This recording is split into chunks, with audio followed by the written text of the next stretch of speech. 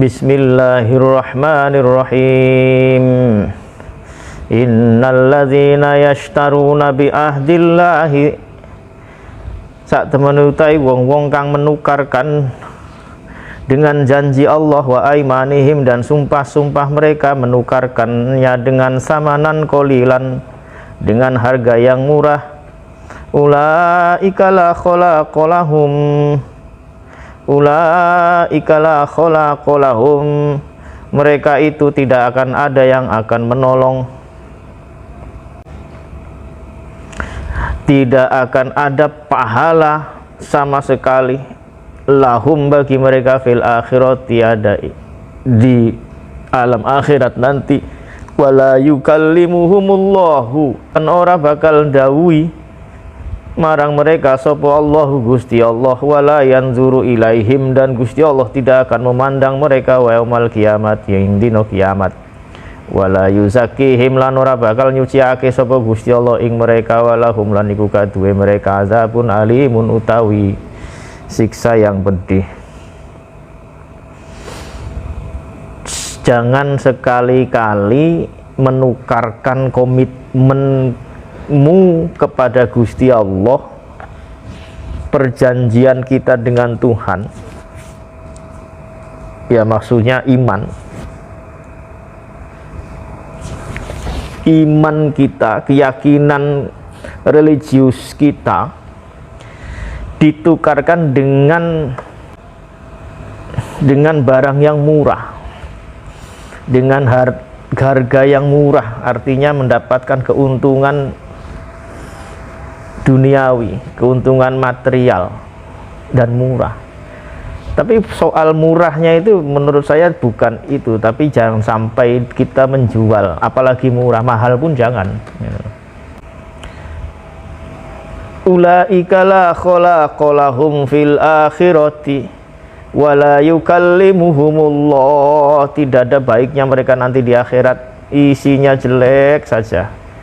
Satu, la khalaqalahum fil akhirah, mereka tidak akan mendapatkan hitungan pahala kebaikan.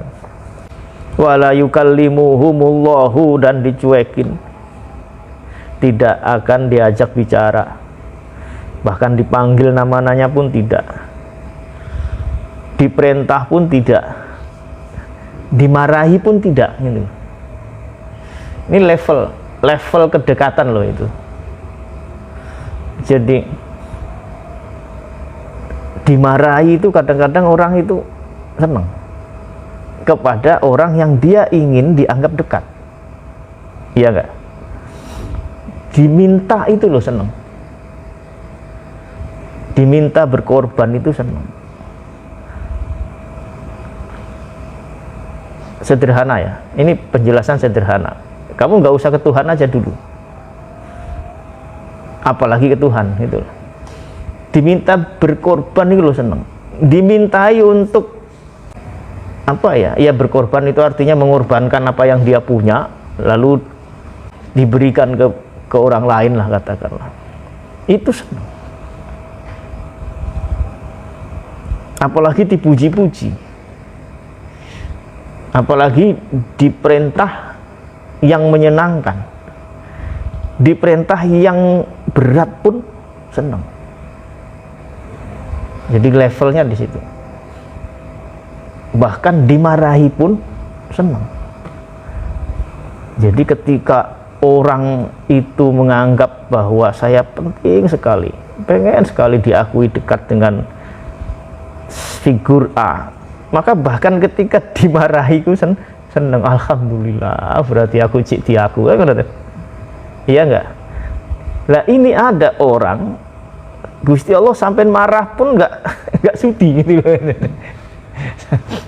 Oh, mana kok menyapa dengan baik-baik gitu. Menegur pun tidak sudi.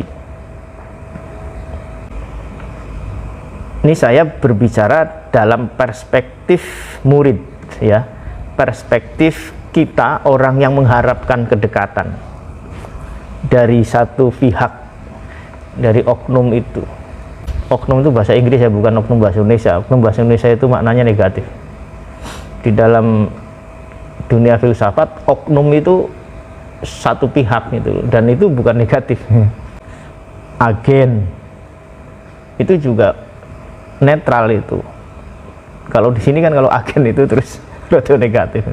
Dikiranya terus agen rahasia, agen pengintaian, telik sandi, agen itu yuk agent ya, sesuatu pihaknya yang memainkan peran atau melakukan tindakan sesuai dengan misi, namanya agen atau agent. Saya berbicara dalam perspektif si murid itu dalam bahasa Arab ya, bukan bahasa Indonesia. Murid bahasa Indonesia kan siswa. Murid itu artinya orang yang menginginkan kedekatan. Muridun dari aroda yuridu, orang yang menghendaki. Makanya santri itu disebut murid, menghendaki kedekatan, menghendaki jalan sampai ke tujuan. Murid lah, dia tidak bisa sampai ke tujuan kecuali dibimbing.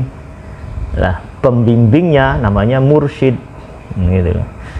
Di dalam dunia tasawuf, di dunia tarekat ada murid, ada mursyid.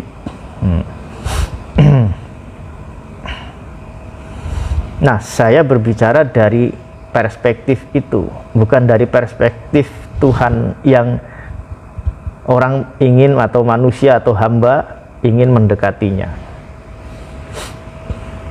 Nah, ini Gusti Allah sudah dengan tegas mengatakan atau memfirmankan bahwa orang seperti itu adalah pengkhianat yang menghina, sehingga tidak pantas diterima kehadirannya. Tidak pantas diterima kehadiran. Coba bayangkan ya, kalau kamu kedatangan orang yang tidak pantas diterima kehadirannya, piye aja? Ya itu tadi, la yukallimuhu, itu kamu tidaklah tukallimuhu, kamu tidak akan boro-boro mau ngajak bicara, boro-boro mau menegur, boro-boro mau ngobrol lama-lama. Walayan duru ilahi, bahkan lumayan kalau memandang sebelah mata, lumayan ijek dipandang gitu. Sebelah mata itu lumayan, ijek ono satu sisi masih dipandang. Ini layan dulu, tidak sudi. Kenapa? Karena dia memang tidak pantas diterima. Kenapa? Saking busuknya pekerti.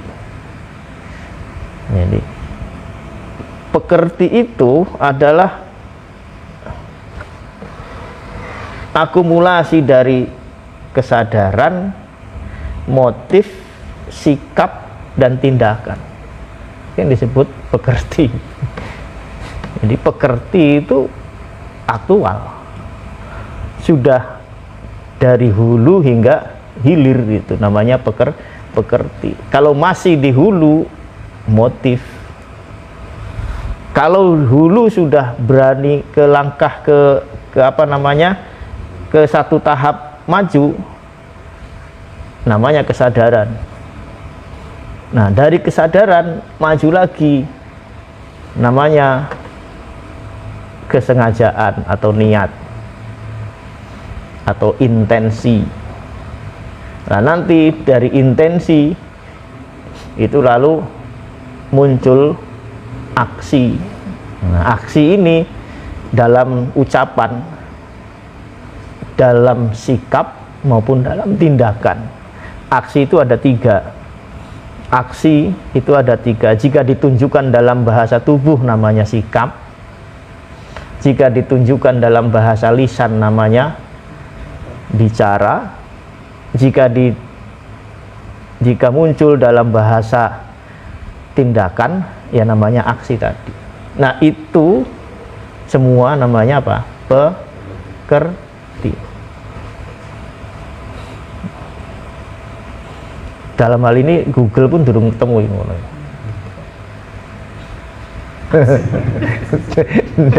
dalam hal ini Google belum menemukan itu. Jadi gue rasa golek ini Google.